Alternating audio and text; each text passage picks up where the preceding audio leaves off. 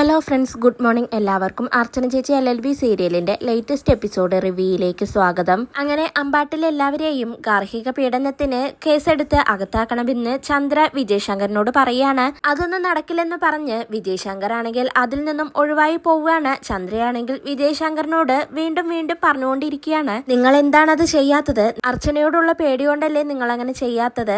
നിങ്ങൾ ഇങ്ങനെ ഒരു ഭീരുവായി പോയല്ലോ. ഇങ്ങനെയാണ് പോക്കെങ്കിൽ നിങ്ങൾക്ക് ലാസ്റ്റ് കേസൊന്നുമില്ലാതെ നിങ്ങൾ വീട്ടിൽ തന്നെ ഇരിക്കേണ്ടി വരും. വിജയ് ശങ്കറിന്റെ ഓഫീസ് പോലും അവൾ വിലക്ക് വാങ്ങുമെന്ന് ചന്ദ്ര പറയുമ്പോ വിജയ് ശങ്കറിനാണെങ്കിൽ ദേഷ്യം വന്ന് ചന്ദ്രയുടെ ചെകിടത്തടിക്കുകയാണ്. അർച്ചനയെ നിനക്കാണ് ഭയം, അതുകൊണ്ടാണ് നീ ഇങ്ങനെ പുലമ്പിക്കൊണ്ടിരിക്കുന്നത്. ഇതിന് അമ്പാട്ടുകാരെ നിഷ്പ്രയാസം കേസിൽ കൊടുക്കാൻ എന്നെ കൊണ്ട് കഴിയും. പക്ഷെ ഞാനത് ചെയ്താൽ ആദ്യം നീയും രുക്കുവാണ് ജയിലിലാവാൻ പോകുന്നത്. അർച്ചനയേക്കാൾ പ്രായോഗിക ബുദ്ധി ഉള്ളത് കൊണ്ടാണ് ഞാൻ അതിന് തയ്യാറാവാത്തത്. നീ അമ്പാട്ട് വീട്ടിൽ കൊണ്ടുകൊടുത്ത മുക്കുവണ്ടത്തിന്റെ ചിലത് ഇപ്പോഴും തൊണ്ടി മുതലായി കോടതിയിലുണ്ട്, ചിലതെല്ലാം അമ്പാട്ടിലുമുണ്ട്. അത് കൈ കിട്ടിയാൽ അർച്ചന രുക്കുവിന്റെ ജീവിതം തകർക്കാൻ നോക്കും. അത് ആദ്യം തടയാൻ നോക്ക്. എന്റെ പെങ്ങളെ മുകുന്ദൻ തല്ലിയെങ്കിൽ അവനെ വേറെ രീതിയിൽ കൈകാര്യം ചെയ്യാൻ എനിക്കറിയാം എന്നും പറഞ്ഞുകൊണ്ട് വിജയ് ശങ്കർ ദേഷ്യത്തോടെ അകത്തേക്ക് പോവുകയാണ്.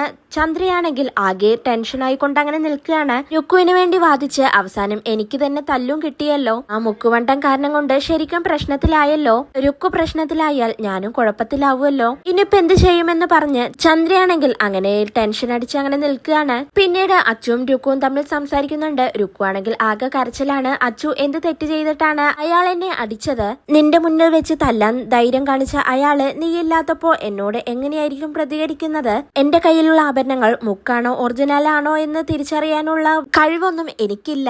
അറിഞ്ഞുകൊണ്ട് ഞാനിത് ചെയ്യോ? എന്നിട്ടും അയാൾ എന്നെ തല്ലി. നീയാണെങ്കിൽ എല്ലാം നോക്കി നിന്നു, എനിക്ക് നീതി കിട്ടില്ല എന്ന് പറഞ്ഞുകൊണ്ട് അച്ചുവിന്റെ കോളറിന് പിടിച്ചുകൊണ്ട് രുക്കു കരഞ്ഞുകൊണ്ട് പറയുന്നുണ്ട്, നീ എന്താ ഒന്നും പ്രതികരിക്കാതിരുന്ന എന്ന് ചോദിക്കുമ്പോ അച്ചു പറയുന്നുണ്ട്, പിന്നെ ഞാൻ എന്താണ് ചെയ്യേണ്ടത്? നിനക്ക് നീതി കിട്ടാൻ ഞാൻ എന്റെ ഏട്ടനെ തിരിച്ചു തല്ലണോ? രുക്കു, നിന്റെ ഭാഗത്തും തെറ്റുണ്ട്. നിന്റെ വീട്ടുകാരെ മുക്കുവണ്ടം തന്നത് നിനക്കറിയില്ലെന്ന് പറഞ്ഞാൽ വിശ്വസിക്കാൻ എനിക്ക് കുറച്ച് ബുദ്ധിമുട്ടുണ്ട്. നീയും നിന്റെ വീട്ടുകാരും എന്നോടും എന്റെ കുടുംബത്തോടും വലിയൊരു വഞ്ചനയാണ് ചെയ്തത് എന്ന് അച്ചു പറയുമ്പോ രുക്കു പറയുന്നുണ്ട്, അങ്ങനെയാണെങ്കിൽ എന്റെ ഒറിജിനൽ സ്വർണങ്ങളെല്ലാം ബാങ്ക് ലോക്കറിൽ ഉണ്ടാവും. സത്യമായിട്ടും ഇത് മുക്കുവണ്ടങ്ങളാണെന്ന് എനിക്കറിയില്ലായിരുന്നു അച്ചു, നീയൊന്ന് എന്നെ വിശ്വസിക്കുന്നൊക്കെ രുക്കു കരഞ്ഞുകൊണ്ട് പറയാണ്.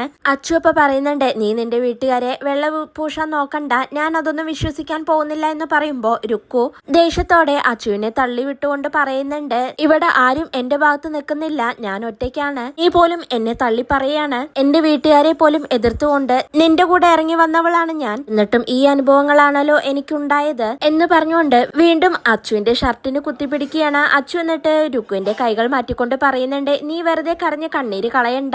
നീയും നിന്റെ വീട്ടുകാരും കൂടി ചേർന്ന് എന്റെ കുടുംബത്തെ അപമാനിച്ചു. എടി രുക്കു, എല്ലാവരുടെയും മുന്നിൽ നീ ഇപ്പോൾ സ്വയം പരിഹസിക്കപ്പെട്ടിരിക്കുകയാണ്.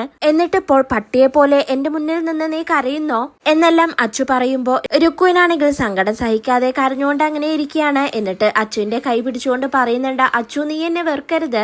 നീ എന്നെ വെറുത്താൽ അതെനിക്ക് സഹിക്കാൻ കഴിയില്ല. പറ, നിനക്ക് എന്നോട് വെറുപ്പാണോ എന്ന് രുക്കു ചോദിക്കുമ്പോ അച്ചു ഒന്നും മിണ്ടാതെ ഇപ്പൊ ഞാൻ നല്ല മൂഡിലല്ലെന്നും പറഞ്ഞ് അവിടെ നിന്നും പോവുകയാണ്. ചന്ദ്രയാണെങ്കിൽ രുക്കുവിന്റെ വിവരമൊന്നും ഇല്ലല്ലോ, അവിടെ ഇനിയിപ്പോ അടി നടക്കുമായിരിക്കോ എന്ന് ചിന്തിച്ചുകൊണ്ട് എന്തായാലും രുക്കുവിനെ ഒന്ന് വിളിച്ചു നോക്കാമെന്ന് പറഞ്ഞ് രുക്കുവിന്റെ ഫോണിലേക്ക് വിളിക്കുകയാണ്. രുക്കു ആണെങ്കിൽ ചന്ദ്രയുടെ കോള് കാണുന്നതും വേഗം തന്നെ ഫോൺ എടുക്കുന്നുണ്ട്. അപ്പോഴും കരഞ്ഞുകൊണ്ടിരിക്കുകയാണ് രുക്കു. ചന്ദ്രേച്ചി, എനിക്ക് മടുത്തു, ശരിക്കും എനിക്ക് വെയ്യ എന്നൊക്കെ രുക്കു കരഞ്ഞുകൊണ്ട് അങ്ങനെ പറയുമ്പോ ചന്ദ്ര ചോദിക്കുന്നുണ്ട്, രുക്കു നീ എന്തിനാണ് ഇങ്ങനെ കരയുന്നത്? നിന്റെ അതേ അവസ്ഥയാണ് എനിക്കും. നിനക്ക് അവിടെ മുകുന്ദന്റെ കയ്യിൽ നിന്ന് തല്ല് കിട്ടിയതെങ്കിൽ എനിക്കിവിടെ നിന്റെ ഏട്ടന്റെ കയ്യിൽ നിന്നാണ് തല്ല് കിട്ടിയത്. നിന്നെ തല്ലിയതിന് അവിടെയുള്ളവരെ ജയിലിലാക്കണമെന്ന് ഞാൻ പറഞ്ഞതിനാണ് എനിക്ക് തല്ല് കിട്ടിയത്. ഇത് കേസായാൽ ഞാനും നീയുമാണ് ആദ്യം അകത്ത് പോകുന്നതെന്നാണ് വിജയേട്ടൻ പറയുന്നതെന്ന് ചന്ദ്ര പറയുമ്പോ രുക്കു കരഞ്ഞുകൊണ്ട് പറയുന്നുണ്ട്, ഞാനിനി എന്ത് ചെയ്യാനാണ്? ഇപ്പൊ അതിന്റെ പേരിൽ അച്ചു എന്നെ വെറുക്കുകയാണെന്ന് രുക്കു പറയുമ്പോ ചന്ദ്ര പറയുന്നുണ്ട്, നീ എന്തിനാണ് ഇങ്ങനെ പട്ടിയെ പോലെ മോങ്ങുന്നത്? ഇങ്ങനെ കരഞ്ഞ് നെഞ്ചു തടിക്കാൻ നീ അമ്പാട്ട് വീട്ടിലെ പെണ്ണല്ല, ചന്ദ്രകാന്തത്തിലെ സന്തതിയാണ്.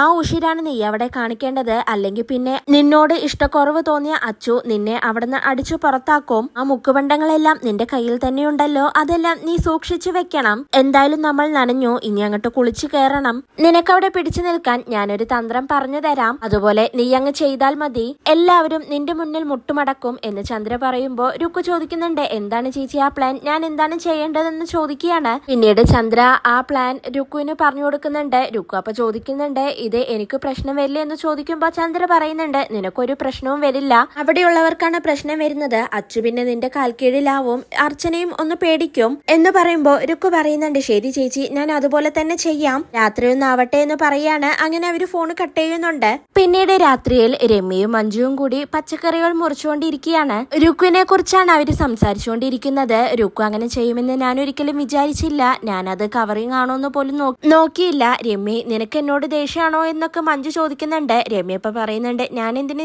ചേച്ചിയോട് ദേഷ്യപ്പെടണം, എല്ലാത്തിനും കാരണം ആ രുക്കു അല്ലേ, അവസാനം എന്നെ കുറ്റക്കാരിയുമാക്കി എന്നെല്ലാം അവര് സംസാരിച്ചുകൊണ്ടിരിക്കുമ്പോഴാണ് അങ്ങോട്ടേക്ക് രുക്കു വരുന്നത്. അപ്പൊ തന്നെ മഞ്ജു വേഗം കാര്യം മാറ്റുന്നുണ്ട്.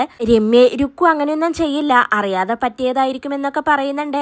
രമ്യ ഇപ്പൊ മഞ്ജുവിനോട് പറയുന്നുണ്ട് തെറ്റ് കണ്ടാൽ അത് തെറ്റാണെന്ന് പറയണം ചേച്ചി, അല്ലാതെ അവരെ സപ്പോർട്ട് ചെയ്യല്ല വേണ്ടതെന്നൊക്കെ പറയാണ്. രുക്കു ആണെങ്കിൽ ദേഷ്യത്തോടെ അതെല്ലാം നിന്ന് കേൾക്കുന്നുണ്ട്. പിന്നീട് പെട്ടെന്ന് അവിടെയുള്ള ഒരു കത്തിയെടുത്ത് രുക്കു രമ്യയുടെയും മഞ്ജുവിന്റെയും കഴുത്തിൽ വെക്കുകയാണ്. രണ്ടുപേരും തന്നെ അപ്പോ ആകെ പേടിക്കുന്നുണ്ട്. പിന്നീട് രുക്കു ദേഷ്യത്തോടെ അവരോട് പറയുന്നുണ്ട് നിങ്ങൾ എന്താ എന്നെ പരിഹസിക്കുകയാണോ, ആരും കൂടുതൽ സംസാരിക്കണ്ട, നിങ്ങളൊക്കെ എന്നെ ഏത് കണ്ണുകൊണ്ടാണ് നോക്കുന്നതെന്ന് എനിക്ക് മനസ്സിലായി, എന്നെ കളിയാക്കിയാൽ ഞാനത് സഹിക്കില്ല, ആരെയും വെറുതെ വിടില്ല എന്ന് പറയാണ്. പിന്നീട് പെട്ടെന്ന് കത്തി മാറ്റിക്കൊണ്ട് രുക്കു ചിരിക്കുകയാണ്. നിങ്ങൾ പേടിക്കണ്ട, നിങ്ങളെ ആരെയും ഞാൻ ഒന്നും ചെയ്യില്ല, ഈ കത്തിമുനയിൽ തീരേണ്ടത് ആരാണെന്ന് എനിക്കറിയാമെന്ന് പറഞ്ഞ് രുക്കു ആ കത്തിയും എടുത്തുകൊണ്ട് അവിടെ നിന്നും പോവുകയാണ്. രമ്യയും മഞ്ജും ആകെ പേടിക്കുന്നുണ്ട്. ഇനിയിപ്പോ മുകുന്ദനെയാണോ അവൾ കുത്താനായി പോകുന്നതെന്ന് അവര് സംശയിക്കുകയാണ്. രമ്യ അപ്പൊ വേഗം തന്നെ മുകുന്ദന്റെ അടുത്തേക്ക് പോവുകയാണ്. മുകുന്ദനും ചിന്നുമാണെങ്കിൽ അവിടെ സംസാരിച്ചുകൊണ്ട് നിൽക്കുകയാണ്. ചിന്നു മുകുന്ദനോട് പറയുന്നുണ്ട് ഇനിയിപ്പോ കുഞ്ഞമാമൻ മുകുന്ദൻ മാമനോട് സംസാരിച്ചില്ലെങ്കിൽ മുകുന്ദ മാമൻ അങ്ങോട്ട് പോയി സംസാരിച്ചേക്ക് എന്നൊക്കെ പറഞ്ഞ് അവരങ്ങനെ സംസാരിച്ച് നിൽക്കുമ്പോഴാണ് രമ്യ അങ്ങോട്ടേക്ക് വരുന്നത്.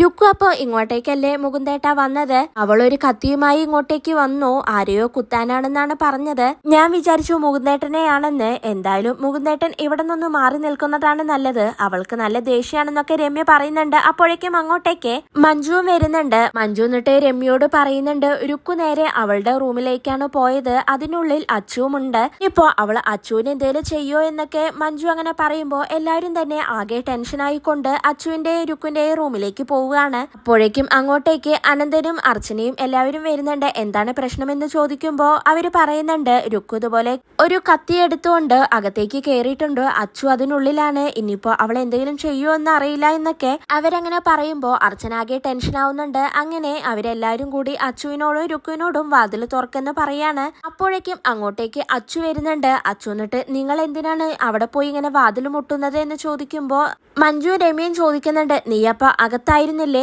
രുക്കു ഒരു കത്തിയെടുത്ത് അകത്തേക്ക് കയറിയിട്ടുണ്ട്, അവളുടെ മനസ്സിൽ വേറെന്തോ പ്ലാൻ ഉണ്ടെന്നൊക്കെ അങ്ങനെ പറയാണ്. എല്ലാവരും തന്നെ ആകെ പേടിച്ചുകൊണ്ട് രുക്കുവിനോട് വാതിൽ തുറക്കാൻ പറയാണ്. ആ സമയം കൊണ്ട് ചിന്നു വേഗം പോയി ഫോൺ എടുത്തുകൊണ്ട് വിജയ് ശങ്കറിനെ വിളിക്കുകയാണ്. വിജയ് ശങ്കറിന്റെ ഫോൺ റിങ് ചെയ്യുന്നുണ്ടെങ്കിലും അപ്പോഴേക്കും ആര്യ അങ്ങോട്ടേക്ക് വന്ന് ആരാണ് വിളിക്കുന്നതെന്ന് നോക്കുകയാണ്. ആര്യ എന്നിട്ട് കയ്യിൽ ഫോൺ എടുത്തുകൊണ്ട് വിജയ് ശങ്കറിനെ നോക്കുന്നുണ്ട്. വിജയ് ശങ്കർ ആണെങ്കിൽ ലാപ്ടോപ്പിൽ എന്തോ വർക്ക് ചെയ്തുകൊണ്ടിരിക്കുകയാണ്. ആര്യ എന്നിട്ട് അപ്പൊ തന്നെ അവിടെ നിന്ന് മാറിക്കൊണ്ട് കോൾ എടുക്കുന്നുണ്ട്. നീ എന്തിനാണ് എന്റെ അച്ഛന്റെ ഫോണിലേക്ക് വിളിച്ചതെന്ന് ചോദിക്കുമ്പോ ചിന്നു പറയുന്നുണ്ട് ഒരു പ്രശ്നമുണ്ട്, നീയൊന്ന് ഫോണ് അച്ഛന് കൊടുക്കോ ആര്യ എന്ന് ചോദിക്കുമ്പോ ആര്യ പറയുന്നുണ്ട് ഇപ്പൊ അച്ഛന് കൊടുക്കാൻ പറ്റില്ല, നീ എന്തിനാണ് എന്റെ അച്ഛനെ വിളിക്കുന്നത്, എന്റെ അച്ഛൻ ആകെ ടയേർഡാണ്, അച്ഛൻ ഉറങ്ങിപ്പോയി, ഇനി എന്റെ അച്ഛന്റെ ഫോണിലേക്ക് വിളിക്കരുതെന്ന് പറഞ്ഞ് ആര്യ ഫോണ് കട്ട് ചെയ്യുകയാണ്. എല്ലാവരും കൂടി ചേർന്ന് രുക്കുവിനെ വിളിക്കുന്നുണ്ടെങ്കിലും രുക്കു ആണെങ്കിൽ വാതിൽ തുറക്കുന്നില്ല. ചിന്നു അപ്പൊ പറയുന്നുണ്ട് രുക്കു ആന്റി ഇനിയിപ്പോ അതിനകത്ത് ബോധം കെട്ട് വീണിട്ടുണ്ടാവുമോ എന്ന് പറയുമ്പോ അർച്ചന പറയുന്നുണ്ട് നിങ്ങൾ ഇങ്ങനെ വിളിക്കാതെ എങ്ങനെയെങ്കിലും ഈ വാതില് തുറക്കാൻ നോക്ക് എന്ന് പറയാണ്. അപ്പോഴേക്കും രുക്കു ആണെങ്കിൽ ആ കത്തിയും പിടിച്ചുകൊണ്ട് റൂമിനകത്ത് ഇരുന്നു കൊണ്ട് മനസ്സിലങ്ങനെ ചിന്തിക്കുന്നുണ്ട്. എല്ലാവരും ആകെ ഒന്ന് പേടിച്ചിട്ടുണ്ട്. കുറച്ചു നേരം കൂടി അവരങ്ങനെ ടെൻഷൻ അടിക്കട്ടെ എന്ന് പറഞ്ഞുകൊണ്ട് അലമറയിൽ നിന്നും ഒരു സാരി എടുത്ത് ഫാനിൽ കെട്ടിത്തൂക്കുകയാണ്. ഇതുകൂടി ഉണ്ടെങ്കിൽ അവരെന്തായാലും ആകെ പേടിച്ചിരിക്കും. ഇതേ എനിക്ക് എന്റെ നാണക്കേടിൽ നിന്നും രക്ഷപ്പെടാനുള്ള ഒരു വഴിയുള്ളൂ എന്ന് രുക്കു അങ്ങനെ മനസ്സിൽ ചിന്തിക്കുകയാണ്. പിന്നീട് അവര് കുറച്ചു നേരം കൂടി രുക്കു വാതിൽ തുറക്കുക എന്ന് പറയുമ്പോ രുക്കു പോയി വാതിൽ തുറക്കുന്നുണ്ട്.